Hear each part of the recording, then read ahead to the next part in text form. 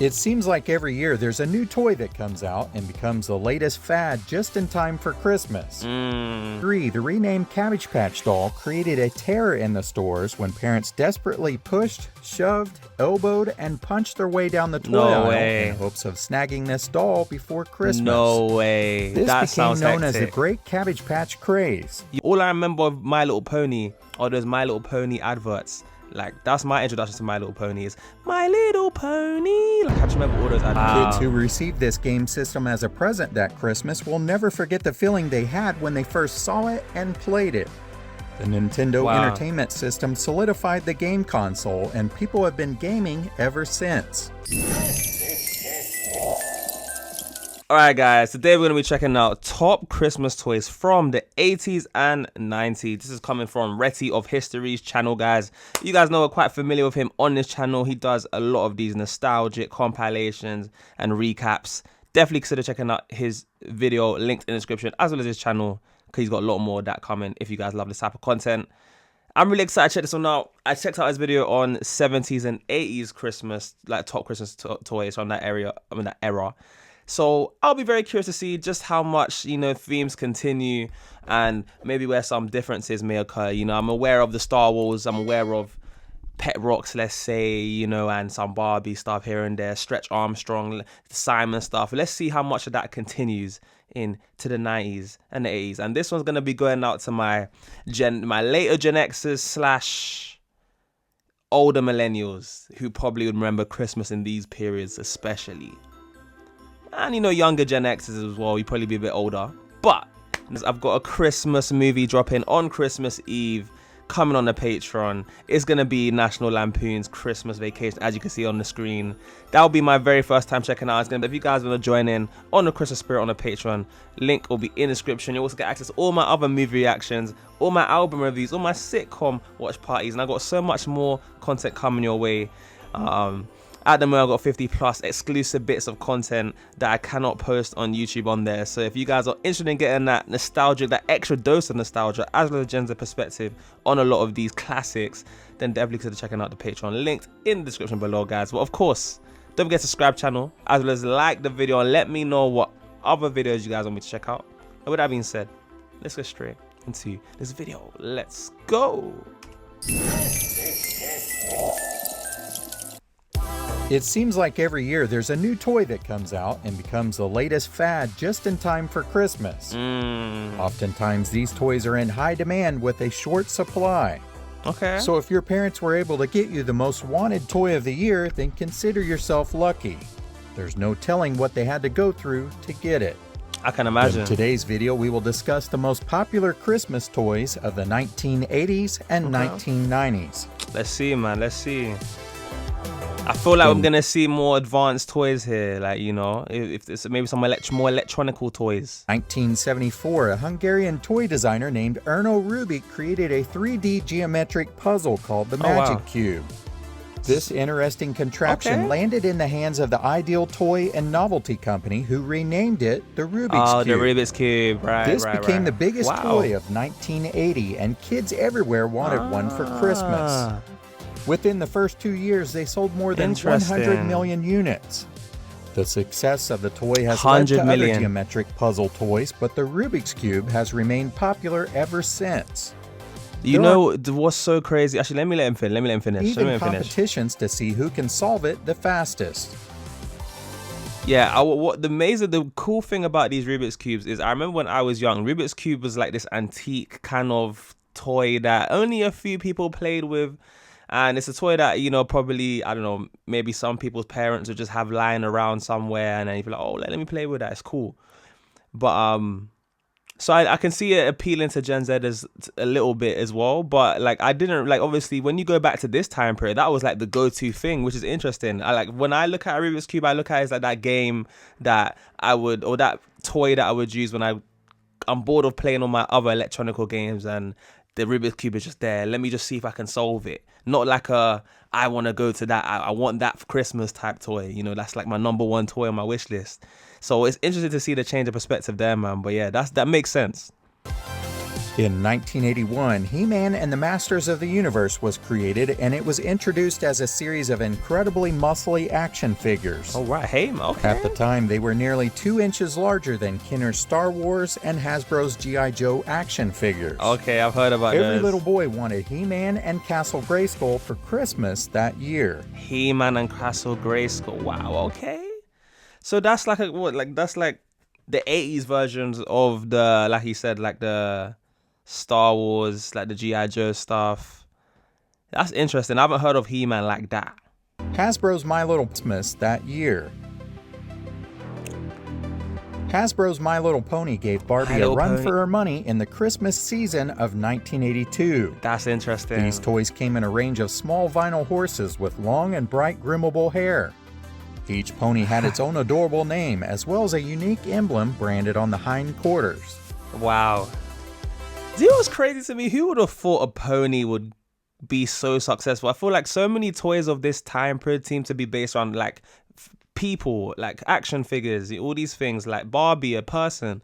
But it seems like My Little Pony, I don't know if that was like one of the first animal type themed toys that really struck its place in the toy scene right now. And it said giving Barbie a run for its money.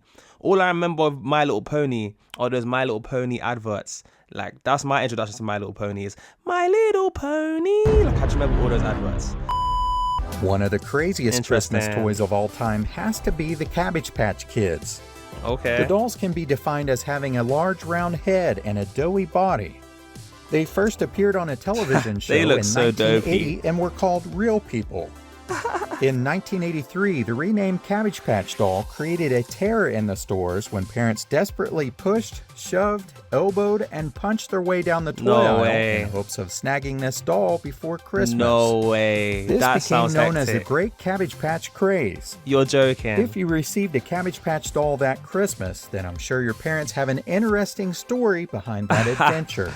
Yeah, you guys let me know, man. I would love to hear some of those stories. In 1984, Hasbro introduced Transformers, and the toys were the hottest items for that Christmas.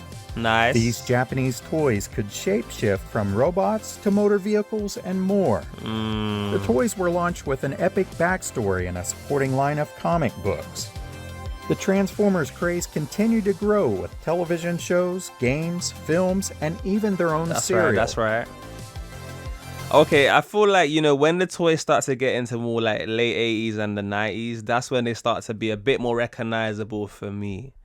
Because so far these toys I'm somewhat familiar with. Compared to like 70s and 80s, some of those toys I've never seen before, man. In 1985, the world was introduced to Teddy Ruxpin. He was a cuddly animatronic teddy bear that could read bedtime stories, and he was developed by a former Disney Imagineer named Ken Forsey. Okay. Teddy's technology was the same kind that was being used in animatronics at theme parks. Okay. The bear had a cassette tape player and facial features that would move with words. Wow. Teddy was somewhat pricey, but he became the best-selling toy of 1985 and 1986 with sales in the millions. Wow. Wow, that's good. That's some good technology right there. By the mid-80s, the Atari craze had slowed, and many thought the gaming console idea would soon be a thing of the past. Really? That's where Nintendo set out to change everyone's thinking. Wow. Japan infiltrated the American market in 1985 with the Nintendo North American division. Right. They reassured retailers that they only had to pay for the units sold, and any units not sold could be returned for credit. Okay. This gamble didn't really pay off the first year, but in 1986, Super Mario Bros. Was released and sales skyrocketed. Wow. Kids who received this game system as a present that Christmas will never forget the feeling they had when they first saw it and played it. The Nintendo Entertainment System solidified the game console, and people have been gaming ever since. Yeah, man, I feel like this is where gaming starts to really pick up, man, by the looks of it. And yeah, I've never experienced what a Nintendo... this Nintendo was. The first console I had was a PlayStation 2, so that's why I entered the market. Yeah, man, shout out to my Nintendos. Actually, no, I lied. The first toy that I remember playing was a Game Boy, but it wasn't really working when I had it. Then I started playing on the DS. Then it was the PlayStation. Yeah, everyone had like a DS when I was really young. Oh my god, that's a throwback for me. I'm getting old. Damn. In 1987, the Cush Ball came out and became the most desired toy for that Christmas. It was invented in 1986 by Scott Stillinger after he was having trouble teaching his young children how to catch. The Cush Ball was intended to be soft enough not to hurt anyone, but also much easier to catch. The name for the ball came from the sound it made when it was caught in his hand. Scott was so confident in his design that he quit his job in order to begin manufacturing this new Cush Ball. Hey man, I hear it. He believes in himself. Troll dolls were created out of wood in the late I think I've seen one of these before when I was really, again, these toys are a little bit more familiar. Like when I was really, really young, I feel like I remember but playing with one from someone had it, but interesting, man. Now, this is a throwback. Troll dolls were created out of wood in the late 1950s by a Danish fisherman named Thomas Dam. Okay. American toy companies copied the concept with a plastic version that became popular in the 1960s. They look creepy though. Troll dolls re-emerged in the late 1980s and it became highly sought after in 1988. Kids not only loved them, but so did the adults who decorated their workspaces and offices with them. Really? They just look in creepy to me. The Game Boy from Nintendo became the highest desired item of the Christmas season. This 8-bit handheld console had an enticing design with a bunch of great games. He looks so enthusiastic. The game system was convenient and kids were soon playing these everywhere. This follow-up to the Nintendo Entertainment System became an instant hit and it revolutionized portable gaming for the future. Wow. Teenage Mutant Ninja Turtles became huge thanks to a massively popular animated series about witty, crime-fighting turtles with an appetite for New York pizza. Wow. In 1990, their live-action movie was released, and the Turtles had totally taken over the youth market. That same year, they became the best-selling toys for that Christmas. I know about Teenage These fighting Mutant Ninja turtles remained popular throughout the 1990s, and even today, people can't get enough of them. Yeah, well, see, I mean, again, a lot of these toys I'm somewhat familiar with. Even that Game Boy I was mentioning earlier in the video. The version that he showed wasn't one that I've played with. I think I played on a more advanced version of that, but and it wasn't really working, so I wasn't really playing on a Game Boy. But yeah, wow. I feel like I'm starting to get probably how some of you guys feel when I'm checking out some classic things of the 70s, especially because these feel like such a long time ago for me, some of these. So I can imagine when I get older and some Gen Alphas reacting to this and and they're like, what the frick is a Game Boy? Like, that thing looks ancient. Oh my God. The cycle continues, man. Super Nintendo hit the market in 1991 and it was a follow-up to their ever-popular original gaming console. However, this time, Nintendo faced stiffer competition from the competing 32-bit console, Sega Genesis. The first major console war had officially begun, but that Christmas, it was Super Nintendo that came out on top. Wow. Yeah, man. The Talk Boy made its grand debut in Home Alone 2, Lost in New York, as a handheld recording device used by the movie's prankster, Kevin McAllister. Oh, wow. A retail version was released on the same day as the movie, and it became the top toy for Christmas in 1992. Wow. This toy became so popular that several spin-off versions were created, including Talk Girl and Talk Boy FX Plus. Wow. That is great marketing, In 1993, the Super Soaker became the hottest toy of that year. So much so that kids still wanted one for Christmas. Crazy. It was developed by a NASA engineer named Lonnie Johnson. He was working on a heat pump that could use vaporized water pressure instead of hazardous Freon. When the pump sent a stream of water across the room, Johnson pivoted towards creating a high-powered water blaster instead. That's sick. His first prototype was called the Power Drencher, and it was made out of PVC pipe and an empty soda bottle. Okay. In 1993, the Fox Kids Afternoon TV block introduced the Mighty Morphin Power Rangers, and the live-action showdowns soon rose to fame. Their immediate success gave way for the toys, which became highly desired for Christmas in 1994. The following year, in 1995, a movie was released. Yo, this is like, I feel like, yeah, this is where things start to get more familiar with me. Like, again, when it comes to Teenage Mutant Ninja Turtles, Transformers, and Power Rangers, I'm more familiar with like the more cartoony, like animated versions of those. Like, I wasn't really tapped into the toys like that. When I tapped into these kinds of things, it was like when they were doing a bunch of series like on Nickelodeon or something, or these kids programs. But yeah, man, see, this doesn't feel as foreign to me at all, man. In 1995, Crazy. a movie was released. I love Power Rangers. That was my thing back in 1995, the world was introduced to Thai Beanie Babies. Never heard of These that. inexpensive bean-filled animals became super popular, and they were on most kids' Christmas lists that year. Okay. Soon, both kids and adults were collecting them and hoping to find the rare and valuable ones. These dolls came at a Rare and time when the valuable. internet was just really starting to take off. That's That, interesting. combined with a supply and demand issue, led to a collecting frenzy. Today, there are certain Beanie Babies that some people claim are worth Okay. thousands of dollars on the resale market. Crazy. This is a throwback. In 1996, Tyco Toys hit it big with Elmo and his infectious laugh. Elmo. They released Tickle Me Elmo, and the Sesame Street doll became the most in-demand toy of the Christmas season. During the Tickle Me Elmo craze, shoppers trampled over store employees and engaged in physical battle with other parents, all in the name of the Christmas spirit. All for Elmo.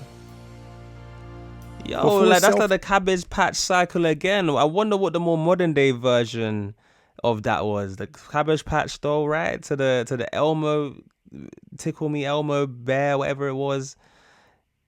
Psh, people really fighting over these things, man. Like I've never seen that, but like I'm sure that I've heard of it. I'm sure it does happen. You guys let me know if you had any experiences in any sort of fight like that. That sounds hectic, man. Phones really took over. Teens and preteens became hooked on a virtual pet named Tamagotchi in 1997. I heard of that. This little keychain game required the user to give constant attention to their little pet or it would starve and die. Right. There were multiple different ones, and they were on the top of Santa's Christmas list for that season. Wow. Soon after, these toys could be seen on backpacks everywhere. That's it on backpacks. In 1998, the Furby craze came onto the scene. Hasbro came out with these furry creatures that sort of resembled a gremlin and an owl mixed together. During the holiday season, parents were once again fighting in the stores in order to bring home this highly coveted gift. Bro, always This fighting. toy found its way into millions of homes where it would speak Furbish until it learned other phrases like I love you. That's jokes. Furby also became a toy that caught the attention of the US government, who wanted these toys banned from military bases and high security buildings such as the Pentagon. The fear That's at the time was interesting. that they could spy on different operations Oh and my leak top gosh. secret information. Wow. Today, this seems laughable considering how everyone has cell phones, but it was a hot topic in the late 1990s. Crazy. I can imagine, man. In 1996, Pokemon became a Game Boy game, and then it quickly grew into TV shows, Pokemon. toys, and movies. Oh But nothing my seemed as gosh. big as a Pokemon trading The card. trading cards. In 1999, kids everywhere began collecting This the cards, is- and they were on a lot of kids' Christmas lists that same year. Okay. Today, there are certain cards in the right condition that can be worth a lot of money. Crazy. Yeah, definitely. Okay, see, now this is where things are starting to make sense to me, man. He said 1999. I think as soon as the 90s kick in, that's when a lot of us Gen Zers probably start to be more familiar with these things, but definitely not Gen Alphas. But this is crazy. I remember when I was this is unlocking memories from when I was like 4. Like, this is crazy. Toys are a huge part of our childhood, and no matter what you had, you'll never forget them. That's mad. So what were your favorite toys and That's some of your mad. memories with them? I would love to know more in the comments below. As always, thank you so much for watching. That's crazy, man. Look, you guys let me know what memories this triggered for you guys. This definitely triggered a lot of memories for me when I was really young. Being born in the early 2000s, I feel like we still had a lot of trinkets of like things from the 90s that I wasn't actually even aware were popular in the 90s, but it makes sense now. Because when I was young, you know, I feel like you feel like the world revolves around you to some capacity. So when the toy's not relevant now, you're thinking, oh, who even uses this? But now when I'm looking back, and I'm realizing, oh, okay, they had an origin. These like the Rubiks Cube, these like Game Boys or this, whatever the thing was in this video, these are popular during the 80s and 90s.